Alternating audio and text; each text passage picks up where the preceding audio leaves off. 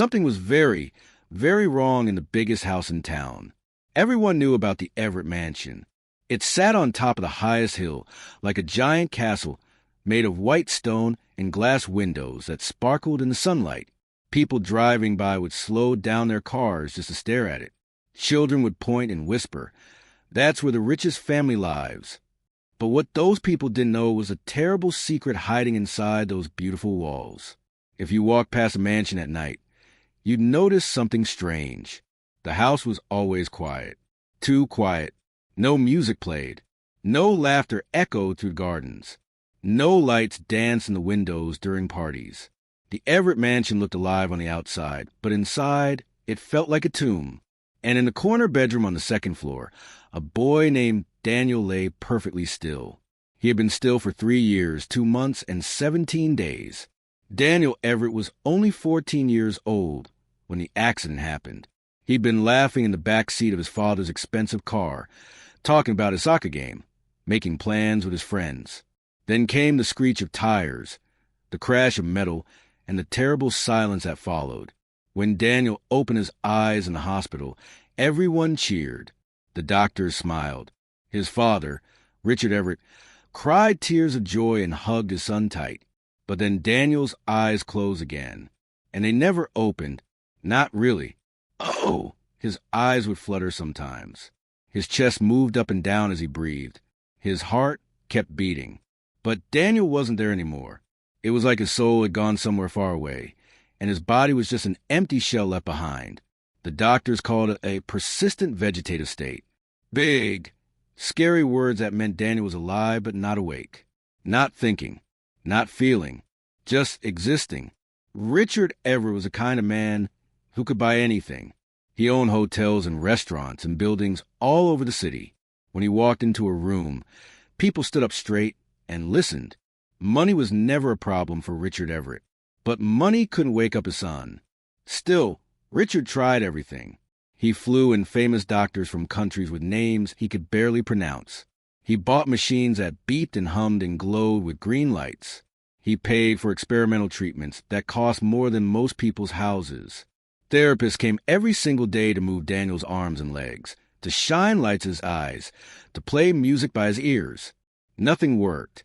Month after month, Daniel lay in that bed, silent and still. The first year, Richard stayed hopeful. "Any day now," he'd tell the staff. "My boy is strong. He'll come back to us." The second year, hope began to crack like thin ice on a frozen pond. Richard's voice got quieter. His shoulders slumped. The lines on his face grew deeper. By the third year, even Richard had stopped visiting Daniel's room very often. It hurt too much to see his son like that, so close but so impossibly far away. The mansion staff learned quickly not to talk about Daniel. His name became a whisper, a ghost that haunted the hallways. The maids would dust his room in silence, barely looking at the boy in the bed. The cook stopped making Daniel's favorite meals because there was no point anymore. The security guards walked past his door without a sound. It was easier to pretend the room didn't exist at all. The mansion felt cursed. Visitors stopped coming. Richard stopped throwing his famous parties. The gardens grew wild because no one cared enough to trim them perfectly anymore. Dust gathered in corners. The sparkle went out of those big glass windows. Richard Everett sat in his office most days, staring at papers he didn't read, drinking coffee that got cold in his cup. He'd built an empire of success, but none of it mattered. What good was all that money when it couldn't buy the one thing he wanted most? His son's laughter, his son's smile, his son's voice calling him, "Dad, just one more time." Then, on a rainy Tuesday morning in October, everything changed. A woman named Grace arrived at the mansion's front door. She wasn't supposed to be anything special. The agency had sent her over to fill a housekeeping position. Just another maid to clean the endless rooms and polish the silverware and make sure the mansion looked perfect on the outside, even if it was broken on the inside. Grace was a tall black woman with kind eyes and hands that looked like they'd worked hard her whole life. She wore a simple blue dress and carried a small bag with her belongings. When the head housekeeper, Mrs. Patterson, opened the door, Grace smiled warmly. "Good morning. Grace said in a voice that sounded like honey and sunshine, "I'm here about the housekeeping job." Mrs. Patterson looked Grace up and down with tired eyes. Another new person. They never lasted long. The sadness in this house had a way of seeping into your bones and making you want to leave. "Come in," Mrs. Patterson sighed. "I'll show you around." As Grace stepped inside the mansion, she gasped softly. The entrance hall was enormous, with a staircase that curved up like something from a fairy tale. Paintings hung on the walls. A chandelier sparkled overhead like 1,000 tiny stars. "It's beautiful," Grace whispered. "It's a prison," Mrs. Patterson muttered under her breath. Then louder, "Your duties are simple. Clean the east wing rooms, polish the dining room, help with laundry on Thursdays. You don't go in a master's office without permission. You don't bother Mr. Everett. And you absolutely don't go in the corner bedroom upstairs." Grace tilted her head. "Why not?" Mrs. Patterson's face went hard. "Because that's where the boy is. Mr. Everett's son. He's not really here anymore. Been that way for 3 years. It's too sad. We have a special nurse who handles that room. You just stay away from it." Something flickered in Grace's eyes. "The boy upstairs?" "Don't think about it," Mrs. Patterson said firmly. "Don't ask about it. Just do your work and collect your paycheck. That's what everyone else does." But as Mrs. Patterson walked away to show Grace the cleaning supplies, Grace looked up at that curved staircase. Somewhere up there was a boy who'd been sleeping for 3 years. And deep in her heart, Grace felt something she couldn't explain. A pull, a whisper, a knowing. Something was telling her that boy upstairs needed her. Everyone else had given up on Daniel Everett, but Grace hadn't even met him yet, and she had no intention of giving up on anyone. Grace lasted exactly 4 hours before she broke the rules. She'd spent the morning cleaning the east wing like she was told. She polished the silver until it gleamed. She scrubbed floors that were already clean. She folded towels into perfect squares. But the whole time, her mind kept drifting to that corner bedroom upstairs. The boy, Daniel, 3 years asleep. How lonely he must be, Grace thought as she wiped down a mirror. How scared. "You're thinking about him, aren't you?" Grace jumped and turned around. Mrs. Patterson stood in the doorway with her arms crossed, frowning. "I can always tell with the new ones," Mrs. Patterson continued. "You get this look in your eyes, like you want to save him or something." She shook her head sadly. "Don't waste your time, Grace. That boy is gone. His body's here, but he's not coming back. The sooner you accept that, the easier this job will be." Grace set down her cleaning cloth. "Have you seen him?" "Daniel?" "Once. When I first started working here 2 years ago." Mrs. Patterson's voice dropped to barely a whisper. "It's the saddest thing you'll ever see. A young boy just lying there, empty, like a doll. It'll break your heart. Maybe you just need someone to believe in him," Grace said softly. Mrs. Patterson laughed, but it wasn't a happy sound. "The best doctors in the world have tried. Mr. Everett has spent millions of dollars. Millions.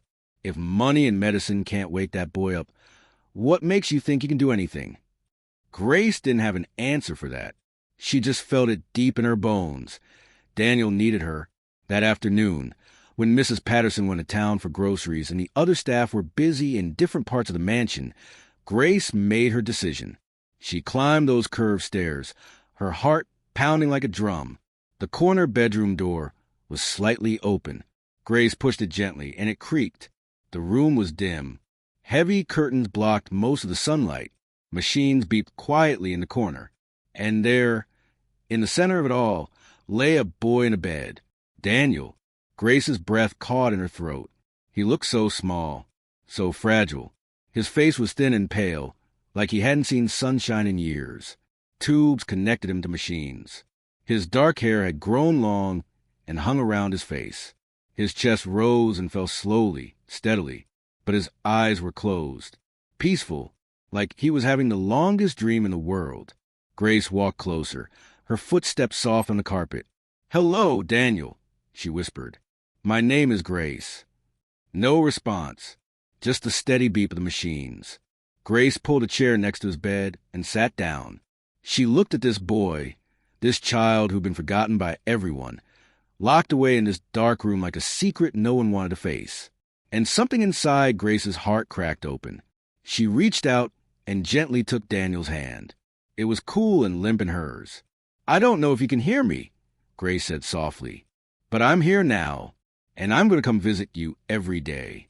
I'm going to talk to you and read to you and remind you that you matter, because you do matter, Daniel. You matter so much." She sat with him for 20 minutes that first day. She told him about herself, how she grew up in a small house with 5 brothers and sisters, how she loved to sing in church, how her favorite color was yellow because it reminded her of happiness. When she finally left his room, Grace felt different, lighter somehow, like she found something she didn't know she was looking for.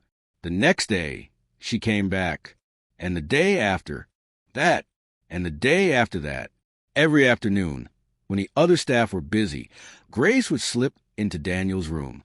She'd open the curtains to let sunshine in. She'd talk to him about her day, about the weather, about anything and everything. She'd read him stories from books she found in the mansion's library, adventures about pirates and dragons and brave heroes. And always, she'd hold his hand and tell him he was loved. The other staff noticed. "Grace is wasting her time with that boy," the cook whispered to the gardener. "She'll learn soon enough," the gardener replied. We all did. Mrs. Patterson confronted Grace after a week. "You're going into that room, aren't you? I told you to stay away." Grace met her eyes calmly. "I'm not hurting anyone. I'm just keeping him company." "You're setting yourself up for heartbreak," Mrs. Patterson warned. "That boy isn't going to wake up, Grace. You need to accept reality." But Grace just smiled. "Reality is what we believe it to be, and I believe Daniel can hear me." Mrs. Patterson threw up her hands and walked away, muttering about stubborn new employees. Then Richard Everett found out. He came home early one afternoon and heard a voice coming from Daniel's room. A woman's voice, gentle and warm, reading a story about a magical forest. Richard pushed open the door, his face stormy. Grace looked up from the book in her hands, startled. "What are you doing in here?" Richard's voice was ice cold. Grace stood up slowly. "I'm reading to your son, Mr. Everett. You're the new maid. You're supposed to be cleaning, not bothering my son." Richard's hands clenched into fists. "Get out. Now." "Mr. Everett, Get out." He roared so loud that Grace flinched. She left quickly, her heart hammering. But that night, as Richard sat alone in his office, he couldn't stop thinking about what he'd seen. The way Grace had been holding Daniel's hand, the gentleness in her voice, the sunshine streaming through open curtains that had been closed for 3 years. The next morning, Richard found Grace in the kitchen. "Why?" he asked simply. Grace looked confused. "Why what, sir? Why do you spend time with my son? You're paid to clean, not to—" His voice cracked. "Not to care." Grace's eyes filled with kindness. "I can't help it, Mr. Everett. When I see Daniel, I see a boy who needs love. And everyone deserves to be loved, no matter what." Richard stared at her for a long moment. Then, to Grace's surprise, his eyes filled with tears. "Do you really think he can hear you?" Richard whispered. "I know he can," Grace said firmly. Richard was quiet. Then, slowly, he nodded. "You can keep visiting him. But don't give me false hope." "I'm not giving you false hope, Mr. Everett," Grace said gently. "I'm giving you real hope." And so Grace continued her daily visits. But now, she watched Daniel even more carefully. And that's when she started noticing things. Small things. Tiny things. Things so small that anyone else would miss them. When she told Daniel funny stories, his lips would twitch. Just the tiniest movement, barely there. When she squeezed his hand and said, "Good morning," sometimes, just sometimes, she'd feel the faintest pressure back. When she opened the curtains and sunlight hit his face, his eyelids would flutter like butterflies. "He's responding," Grace told Mrs. Patterson excitedly one afternoon. Mrs. Patterson looked at her with pity. "Grace, honey, those are just reflexes. The nurse told us years ago. His body moves sometimes, but it doesn't mean anything. But what if it does? Grace insisted. Then you're seeing what you want to see, Mrs. Patterson said sadly. We all did that at first, too. Grace wanted to argue, but she stayed quiet. Let them think what they wanted. She knew the truth. Daniel was in there, and he was fighting to come back. 2 weeks later, Grace was reading a story about a lost prince who found his way home. She'd just reached the part where the prince recognized his father's voice calling him through the darkness. Grace looked at Daniel and squeezed his hand. Can you hear me, Daniel? Can you hear my voice calling you home? And then it happened. Daniel's lips moved. Not a twitch, not a reflex. They moved like he was trying to speak. Grace's heart nearly stopped. Daniel? Daniel, it's okay. I'm here. I'm listening. She leaned closer, her ear near his mouth, and she heard it, faint as a whisper, soft as a breath. Hi! Grace gasped and fell back in her chair, tears streaming down her face. Daniel had spoken. After 3 years of silence, Daniel Everett had said his first word, and the miracle was only beginning. Grace didn't move. She couldn't breathe. She couldn't think. Had she really heard it? Or had she imagined it because she wanted it so badly? Daniel, she whispered, her voice shaking. Can you hear me? Say it again, honey. Please. Silence. Just the beeping of machines. Grace's heart sank. Maybe Mrs. Patterson was right. Maybe she was seeing things that weren't really there. Maybe... Daniel's lips moved again. Hi! He breathed, even softer than before. This time, Grace didn't hesitate. She ran out of the room, her feet flying down the hallway. Mr. Everett, she screamed. Mr. Everett, come quick. Richard was in his office going through papers. When he heard Grace's voice, so full of panic and excitement, he jumped up and ran into the hall. What? What's wrong? He grabbed Grace's shoulders. Is Daniel? He spoke. Grace could barely get the words out. He said, Hi. Mr. Everett, your son spoke. Richard's face went white. That's impossible. It's not impossible. I heard him. Come, please, come now. Richard ran to Daniel's room with Grace right behind him. He burst through the door and rushed to his son's bedside. Daniel. Richard's voice cracked. Daniel, son, can you hear me? It's Dad. I'm here. Nothing. Richard waited, his heart pounding so hard he thought it might break through his chest. Daniel, please, he whispered. Please, if you can hear me, show me. Just anything. A movement. A sound. Anything. Still nothing. Richard turned to Grace, his face a mixture of hope and crushing disappointment. Grace, I don't think. Wait, Grace said firmly. She moved to the other side of the bed and took Daniel's hand. Daniel, it's Grace. Remember me? I was reading you a story about the lost prince. Do you want to hear how it ends? The room held its breath, and then slowly, like a flower opening to the sun, Daniel's fingers squeezed Grace's hand. Richard saw it. His eyes went wide. He moved. He actually moved. Daniel, squeeze again if you can hear me, Grace said gently. Squeeze. Richard made a sound that was half laugh, half sob. He grabbed his son's other hand. Daniel, oh my God, Daniel. For the first time in 3 years, Daniel Everett's eyelids fluttered open. Just a crack. Just enough to let in a tiny sliver of light. But it was enough. Richard collapsed to his knees beside the bed, crying harder than he'd ever cried in his life. My boy is coming back. If you're watching this story and it's touching your heart, please hit that share button and subscribe to see more stories about hope, miracles, and the power of love. It helps us reach more people who need to hear these messages. The next few hours were chaos. Richard called the doctors. They came rushing in, not quite believing what Richard was telling them. But when they examined Daniel and saw his responses, the way his eyes tracked movement, the way he squeezed hands on command, the way he tried to form words, they stood in stunned silence. This is unprecedented, Dr. Morrison said, shaking his head. I've been treating Daniel for 3 years. His brain scans showed minimal activity. By every measure, he should not be responding like this. But he is, Grace said simply. Dr. Morrison looked at her. What did you do differently? Grace shrugged. I just loved him like he mattered. The doctor had no response to that. Over the next few days, Daniel's progress was astonishing. He began keeping his eyes open for longer periods.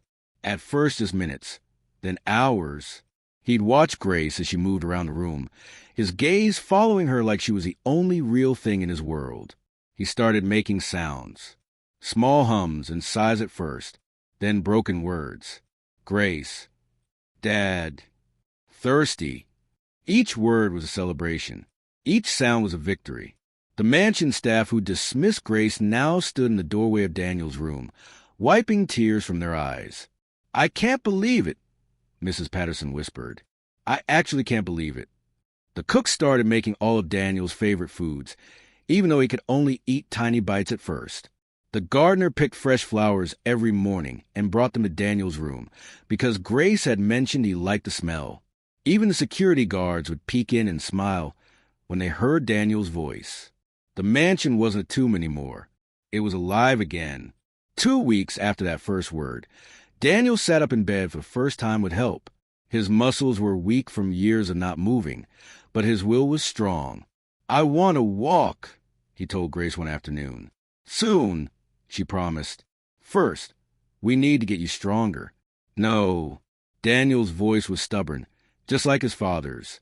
Now, please. Grace looked at Richard, who'd barely left Daniel's side since the breakthrough. Richard nodded, tears in his eyes. They called the physical therapist. Together, they helped Daniel swing his legs over the side of the bed. His feet touched the floor for the first time in 3 years. You ready? Grace asked, holding one arm while the therapist held the other. Daniel nodded, his face determined. They lifted him slowly, carefully. His legs shook like baby deer learning to walk. His knees almost buckled. But Daniel didn't give up. He took one step. Just one small, shuffling step. Then another. Then another. By the 4th step, Richard was openly sobbing. That's my boy. That's my son. Daniel looked up at Grace with eyes full of life and wonder. I heard you, he said quietly. Every day. Every story. Every time you told me I mattered. I heard all of it. Grace couldn't hold back her tears anymore. You were never alone, sweetheart. Never. I tried so hard to come back, Daniel continued, his voice getting stronger. But I was stuck in this dark place, like being underwater. I could see light above me, but I couldn't reach it. Then I heard your voice, and it was like you threw me a rope, and I just had to climb. The therapist, a tough man who'd seen everything in his 20-year career, had to turn away to wipe his eyes. 1 month later, Daniel walked down the mansion stairs on his own. The entire staff had gathered in the entrance hall to watch. When Daniel appeared at the top of that curved staircase, holding the railing but walking on his own 2 feet, everyone burst into applause. Daniel smiled, a real, genuine, beautiful smile. Thank you, he said to all of them. Thank you for not giving up. But his eyes found Grace in the crowd. Especially you, he said. Grace's smile was brighter than the chandelier above them. That evening, Richard called Grace into his office. She thought maybe she was in trouble. She'd been spending so much time with Daniel that she hadn't done much cleaning lately. But Richard didn't look angry. He looked peaceful, like a heavy weight had finally been lifted off his shoulders. Grace, he began, his voice thick with emotion. I need to tell you something. Yes, sir? I spent 3 years throwing money at Daniel's condition. Millions of dollars on doctors, treatments, machines, specialists from around the world. I tried to buy my son back. Richard's eyes filled with tears. But you know what actually brought him back? Grace waited quietly. Love, Richard said simply. You loved my son when everyone else saw a hopeless case. You talked to him when everyone else stayed silent. You believed in him when everyone else gave up. You didn't have money or medical training or fancy equipment. You just had a heart that refused to quit. He stood up and walked around the desk. To Grace's surprise, he pulled her into a hug. You gave me my son back, Richard whispered. How do I ever thank you for that? Grace hugged him back. You don't need to thank me, Mr. Everett. Seeing Daniel laugh again is all the thanks I need. Richard pulled back and smiled. Well, too bad, because you're getting thanked anyway. I'm tripling your salary. And you're no longer just a maid. You're Daniel's full-time companion. Your only job is to keep doing what you've been doing. Grace laughed through her tears. Mr. Everett, I would do it for free. I know, Richard said. That's exactly why you deserve to be paid. 6 months later, the Everett mansion was unrecognizable. The curtains were always open now, letting sunshine flood every room. Music played in the halls. Laughter echoed through the gardens. Richard started having his famous parties again. And this time, Daniel was always in the center of them, telling everyone about his guardian angel, Grace. The doctors never could explain Daniel's recovery. They wrote papers about it. They ran tests. They studied his brain scans and medical history. Medically speaking, Dr. Morrison finally admitted, this shouldn't have happened. By every scientific measure, Daniel should still be in that vegetative state. I can't explain it, but Grace could. Some things, she said wisely, are bigger than science. Some things can only be explained by the power of love and a refusal to give up on someone. Daniel, who was now 17 and completely recovered, nodded. Grace saw me when I was invisible. She believed in me when belief seemed foolish. She loved me when loving me seemed pointless. He took her hand. That's the real miracle.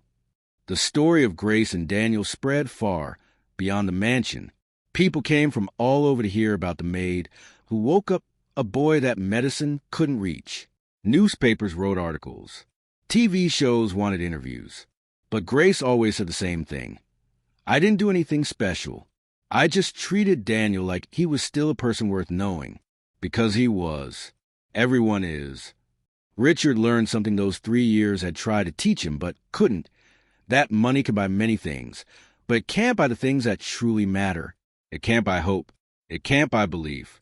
It can't buy the kind of love that sees worth in someone, even when the world says they're worthless. Years later, when Daniel graduated from college at the top of his class, he gave a speech. I died for 3 years, he told the audience. Not literally, but in every way that mattered. And then someone refused to let me stay dead.